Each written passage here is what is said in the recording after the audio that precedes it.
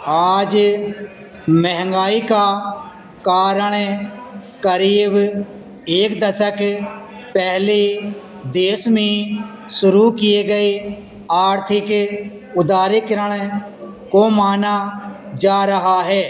लोग बाग आसानी से इस वित्तीय सुधार को दोषी ठहरा देते हैं, लेकिन ऐसा नहीं है। महंगाई बढ़ने का एक कारण पेट्रोलियम उत्पादों के मूल्यों में लगातार वृद्धि भी है, जिसके कारण सामानों को एक जगह से दूसरी जगह ले जाने में खर्च बढ़ जाता है। इसके अतिरिक्त सड़क यातायात में आ रही कठिनाइयाँ भी प्रमुख कारण हैं। इन सबसे ऊपर एक बात है जो लोगों की समझ में नहीं आ रही है कि आज पूरा देश जिस विकास के रास्ते पर अग्रसर है, उसमें थोड़ी बहुत कठिनाइयाँ आएंगी ही। फिर भी यह अपने स्तर से ऊपर उठकर पुनः पुराने स्तर तक आ जाए तो आम आदमी को राहत मिलेगी। महंगाई के जाल से छुटकारा पाने के लिए सबसे पहले राष्ट्रीय स्तर पर दृढ़ संकल्प और कल्पनाशील इच्छा शक्ति की आवश्यकता है।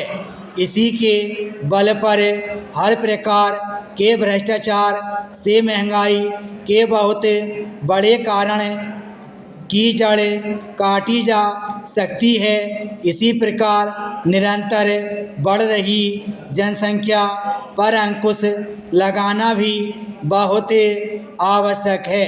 हर प्रकार की वस्तुओं का उत्पादन, उनका सुनियंत्रण भी बहुत आवश्यक है। हमारी सरकार का यह कर्तव्य हो जाता है कि वह सभी प्रकार की योजनाएं बनाते समय राष्ट्रीय आवश्यकताओं का ध्यान रखे। सभी प्रकार की अंतर्राष्ट्रीय नीतियों का निर्धारण भी राष्ट्रीय हितों को सामने रखकर करे। स्वार्थी तत्वों के राष्ट्रीय अंतर्राष्ट्रीय सभी प्रकार के दबावों से मुक्त रहे। ऐसा करके काफ़ी हद तक महंगाई पर काबू पाया जा सकता है। सरकार के साथ साथ स्वतंत्र राष्ट्र का नागरिक होने के कारण हमारा भी कर्तव्य हो जाता है कि हम अपनी इच्छाओं और स्वार्थों पर अंकुश रखें।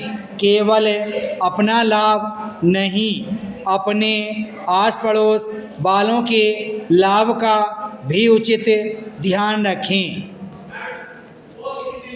महंगाई के कारण दैनिक उपयोग की वस्तुओं के दाम इतने बढ़ गए हैं कि आदमी की शक्ति उन्हीं को जुटाने में लगी जा रही है।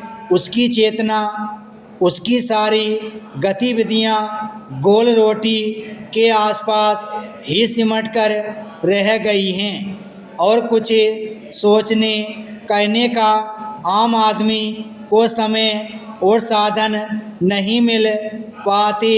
जो बड़े लोग हैं उनको अधिक से अधिक कमाई करने से फुर्सत नहीं है। महंगाई बढ़ती है तो बढ़े उनकी बला से।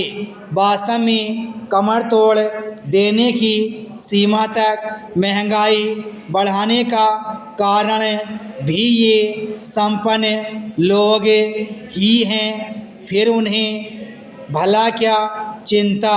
इधर आम आदमी जब पेट पालने से फुर्सत नहीं पाते तो अन्य बातों पर ध्यान ही कैसे दें। विराम स्टॉप।